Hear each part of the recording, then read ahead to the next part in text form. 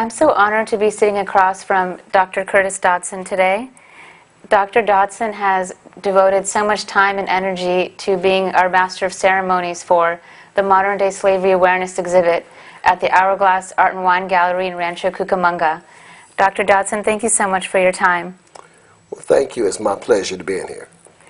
I would love to get to know you a little bit better and learn more about what brought you to the cause of human trafficking and modern-day slavery awareness. What makes you so passionate about it? Well, one of the things that makes me so passionate about it is that I met Dr. Ken Morris last year in Sacramento, California. He was speaking as keynote speaker for the Juneteenth program that we sponsored there at the Capitol building.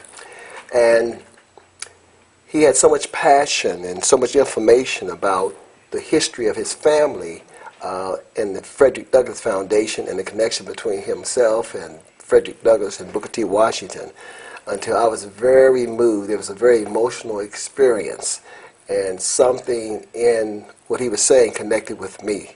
And he's a very fine gentleman also, just his personality, and I was able to see that the spirit that was upon Frederick Douglass was upon this man also, and so his passion kind of stirred up the passions within myself. Thank you. I learned so much from that. Thank you so much. I understand that you have founded and started WordsWise Ministries. Can you tell me a little bit about that? Yeah, WordWise Instructional Ministries.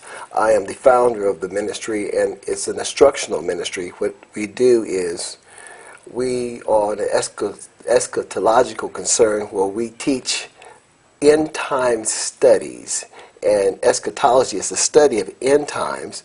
And our ministry, what we do, we travel the United States of America teaching, doing seminars on the book of Revelations and Daniel and all the end times things that's concerning the Bible. Now, the instructional part of our ministry has to do with, as a 501c3, we give back to the community. I'm also I have a doctorate in counseling, and so we give low and no cost counseling to the community for various reasons, whatever it is. Sometimes premarital counseling, or just counseling with mothers with sons, single parent mothers, and all the difficulties and problems that they're dealing with. They can come to us and we will work with them. Also, our long-range plans have to do with setting up computer services where we can teach them computers and other educational services that our ministry plan to provide for the community. That's wonderful. It sounds like the instructional ministry is a huge asset to the community, not only locally but nationwide. Thank you so much for sharing that with us. Have you had and participated in other roles throughout your life, other things that you've done? Yes. You know, I have worked as a psychiatric social worker for a VA hospital. I worked in a psych ward at the Long Beach VA hospital. And I've also worked 8 years in the LA County Probation Department as a counselor. And I worked for Child Protective Services for San Bernardino County, where we saw a lot of runaway kids and a lot of abused children. And I had a caseload of just some horrible things that happened to boys and girls.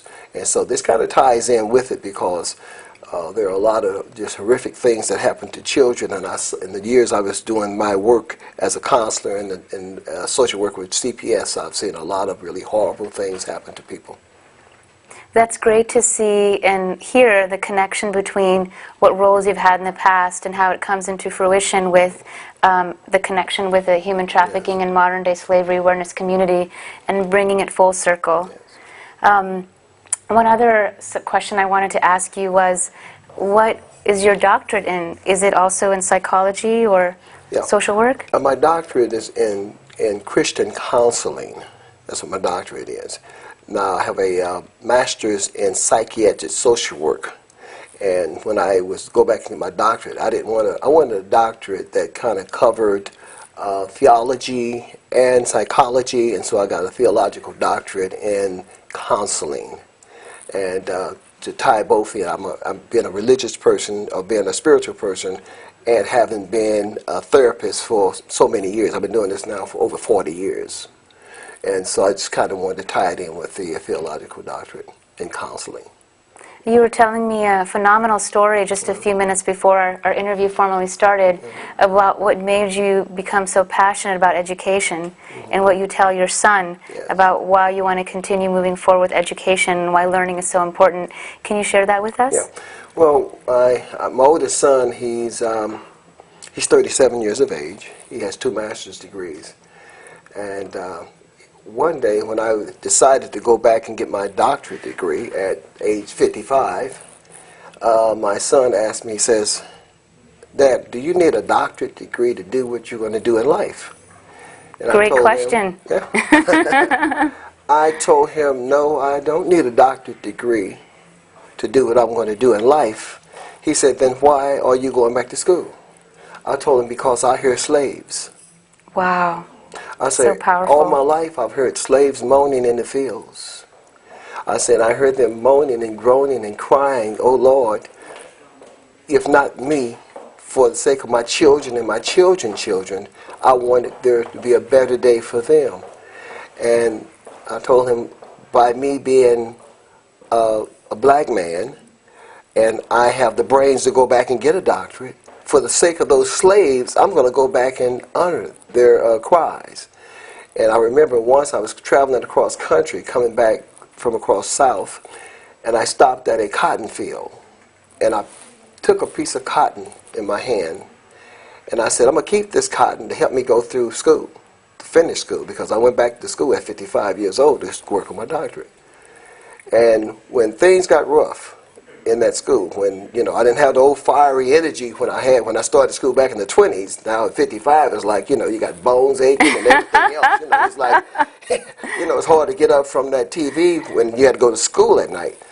But I would look at that cotton, and I would think about those slaves, and that kept me going through some really rough times going back to school. And that was my inspiration, hearing those slaves crying. Wow, that is a phenomenal story. Thank you so much. So this is their degree also. Okay. Absolutely. Well, thank you again, Dr. Dotson, for your time. It was such an honor sitting next to you and learning about your passion for education and giving back to your community for decades of service. And, of course, a huge thank you from all of us at the Stephen James Collins Photography Team for being our Master of Ceremonies. Thank you.